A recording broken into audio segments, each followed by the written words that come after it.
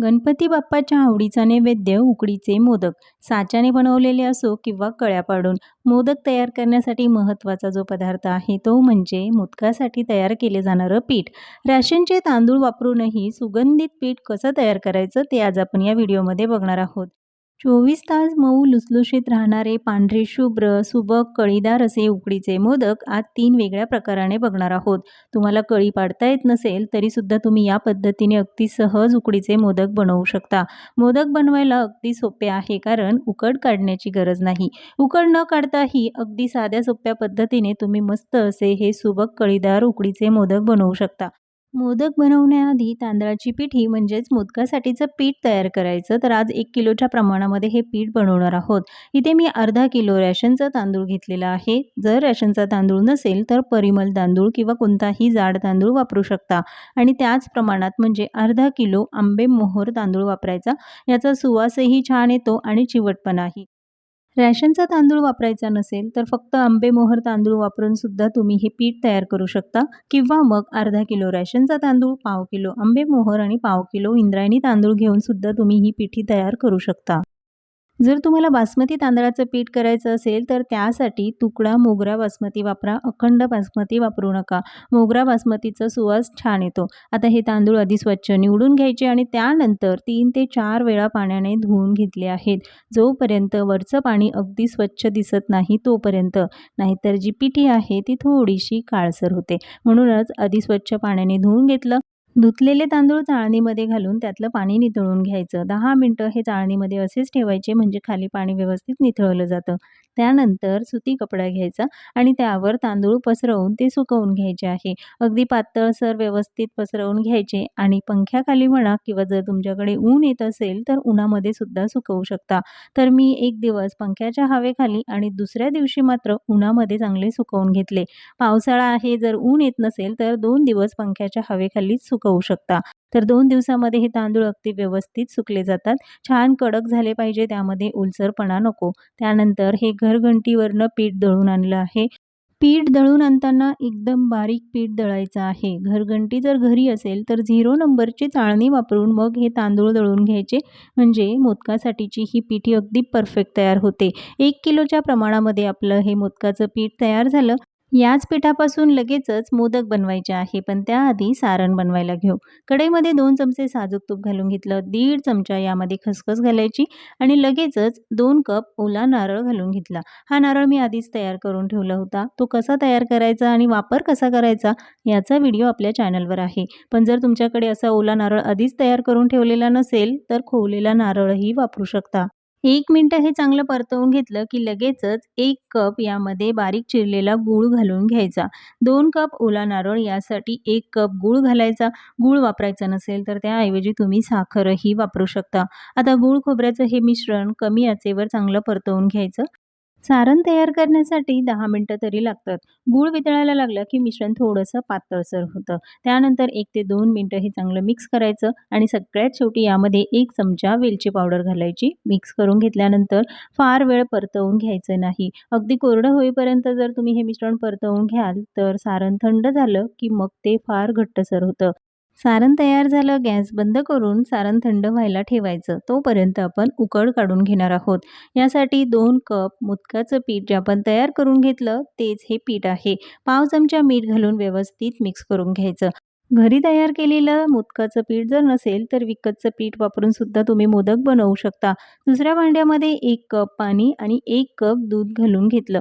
फक्तच दूध वापरून किंवा फक्त पाणी वापरून सुद्धा तुम्ही उकड काढू शकता. 1 चमचा यामध्ये तूप घालायचं आहे आणि हे मिश्रण चांगलं गरम करून घ्यायचं. दूध घातल्यामुळे मोदक छान पांढरे शुभ्र होतात, चवीलाही चांगले लागतात आणि अगदी मऊसूत राहतात. यासाठी यामध्ये दूध वापरलं. मिश्रणाला चांगली उकळी आली की लगेचच हे गरम असलेलं मिश्रण तांदळाच्या पिठामध्ये घालायचं आहे. दूध पाण्याचं हे मिश्रण चांगलं गरम आहे. पटकन ते मिक्स करून घ्यायचं. चमचा घ्या किंवा लाटण्याने ते चांगलं हलवून घ्यायचं आहे. या पद्धतीने मोदकाची पिठी तयार कराल तर तुम्हाला उकड काढण्याची अजिबात गरज नाही. बऱ्याच जणांना उकड काढता येत नाही, पीठ किती वेळ वाफवायचं असे बरेचसे प्रश्न असतात. या पद्धतीने मोदकाचं पीठ तयार कराल तर 100% परफेक्ट मोदक तयार होतील. आता या पिठावर झाकण ठेवायचं. 10 मिनिटं हे झाकून ठेवायचं आहे. 10 मिनिटानंतर यावरचं झाकण काढायचं. वाफेवर पीठ चांगलं शिजलं जातं. बऱ्यापैकी गरम असलेलं हे पीठ लगेचच मोठ्या परातीमध्ये काढून घेऊया. गरम असतानाच हे पीठ चांगलं मळून घ्यायचं. पीठ मळण्यासाठी कमीत कमी 10 ते 15 मिनिटं तरी लागतात. पण हे पीठ बऱ्यापैकी गरम आहे. त्यामुळे इथे मी ग्लास, वाटी किंवा मग स्मॅशर घेतलं तरी चालेल. त्याने हे पीठ आधी चांगलं एकजीव करून घेऊया. पीठ खूप गरम आहे, व्यवस्थित मळलं जात नाही, हाताला चटके बसतात, म्हणून मी इथे ग्लास वापरला. त्याने आधी हे गरम असलेलं पीठ चांगलं मळून घेतलं. त्यानंतर वाटीमध्ये थंड पाणी घ्यायचं. हाताला थोडं थोडं पाणी लावून मग हे पीठ चांगलं मळायचं आहे.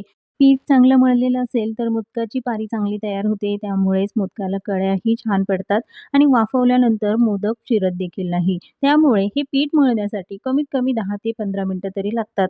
थोडं-थोडं थंड पाणी लावून मग कणिक चांगली मळून घ्यायची. पीठ गरम असतानाच ते व्यवस्थित मळलं जातं. थंड झालं की पीठ चांगलं मळलं जात नाही. सगळ्यात शेवटी यावर 1 चमचा साजूक तूप घालून घेतलं. पुन्हा एकदा 1 ते 2 मिनिटं हे चांगलं मळून घेऊया. मोदकाच्या पारीसाठीचं हे पीठ मळताना जराही घाई-गडबड करू नका. अगदी व्यवस्थित हे पीठ चांगलं मळून घ्यायचं.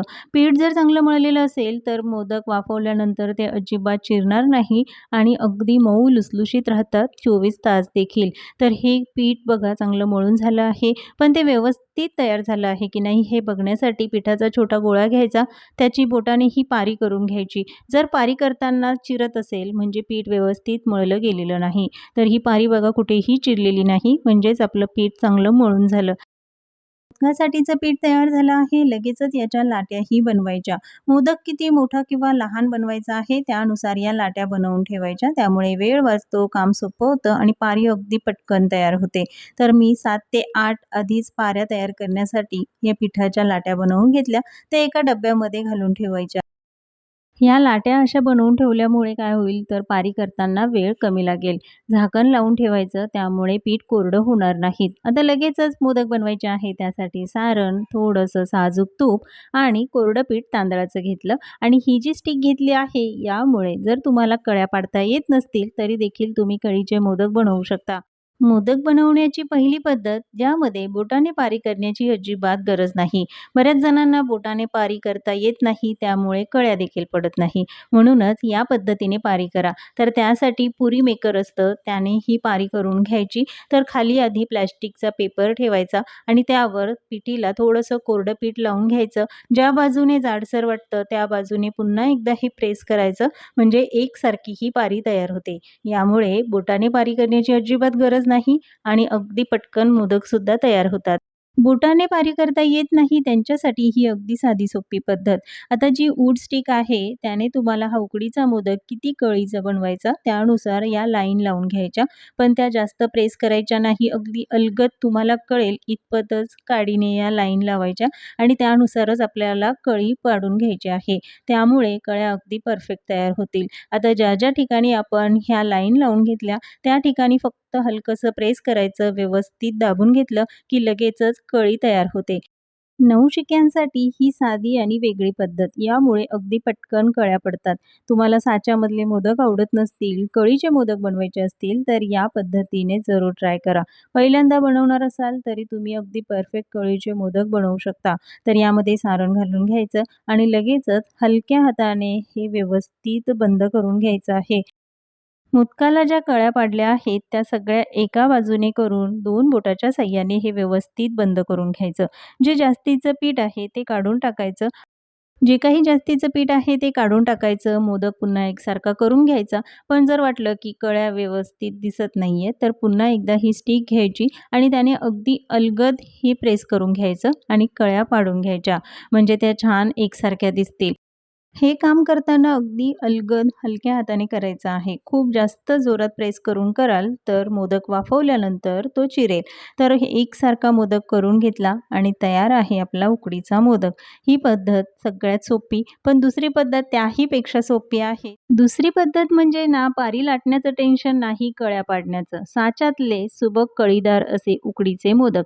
तर साच्याला हलकंसं तुपाने ग्रीस करून घेतलं. त्यानंतर मोदकासाठीचं जे पीठ आहे ते आधी 1 ते 2 मिनिटं मिनिटं हातावर चांगलं मळून घ्यायचं आणि मग साच्यामध्ये घालायचं. त्यानंतर ते अगदी व्यवस्थित दाबून घ्यायचं. जे काही जास्तीचं पीठ आहे ते मात्र काढून टाकायचं. बऱ्याच जणांचा असा प्रश्न असतो, की साच्यातले मोदक हे फार जाडसर होतात, त्याची पारी खूप जाडसर होते. तर त्यासाठी साच्यामध्ये जेव्हा तुम्ही हे पीठ घालाल, तर हाताने ते व्यवस्थित प्रेस करायचं, जास्तीचं पीठ काढून घ्यायचं आणि त्यानंतर सारण घालायचं आहे. सगळ्यात शेवटी जे जास्तीचं पीठ आहे, ते देखील व्यवस्थित प्रेस करून घ्यायचं आणि तयार आहे अगदी सुबक, कळीदार असा उकडीचा मोदक, जो बनवायला खरंच खूप सोपा आहे. ना पारी लाटण्याचं टेन्शन, नाही कळ्या पाडण्याचं. तरी देखील मस्त असं सुबक, कळीदार हा उकडीचा मोदक तयार झाला. तिसरी पद्धत यामध्ये बोटाने पारी करायची आहे. तर त्यासाठी आधी जे पीठ आहे ते चांगलं मळून घ्यायचं 1 ते 2 मिनिटासाठी. त्यानंतर पारीला थोडंसं तांदळाचं कोरडं पीठ लावायचं आणि बोटाने ही पारी करून घ्यायची आहे. तर सुरुवातीला मधल्या बाजूने व्यवस्थित प्रेस करायचं आणि त्यानंतर कडेला हे चांगलं प्रेस करून घ्यायचं. पीठ चांगलं मळलेलं असेल तर पारी अगदी पटकन परफेक्ट तयार होते. त्याला जरासुद्धा चिरा पडत नाही. पातळसर ही पारी बोटाने बनवून घ्यायची आणि लगेचच कळ्या पाडून घ्यायच्या.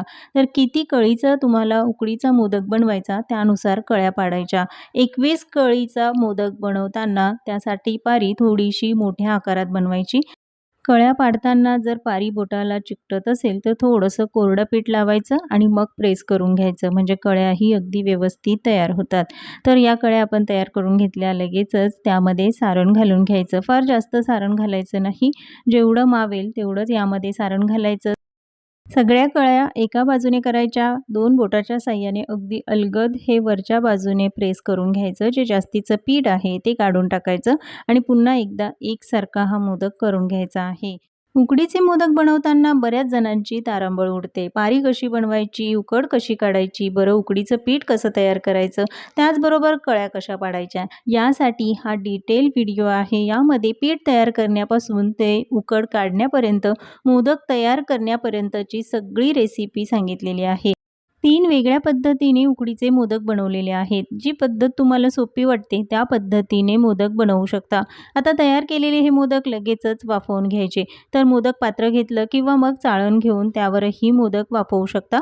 मोदक वाफवण्यासाठी मी केळीचं पान वापरलं आहे. त्याऐवजी तुम्ही हळदीची पानं किंवा सुती कपडा ओला करूनही वापरू शकता.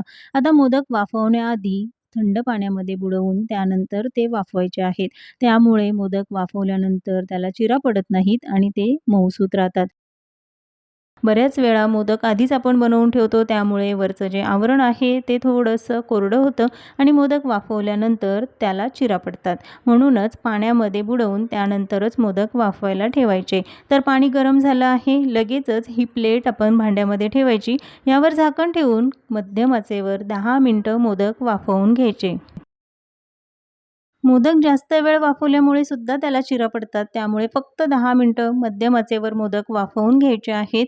10 मिनिटानंतर यावरचं झाकण काढायचं, गॅस बंद करायचा आणि बघाल तर अगदी परफेक्ट पांढरे शुभ्र असे हे उकडीचे मोदक तयार झाले.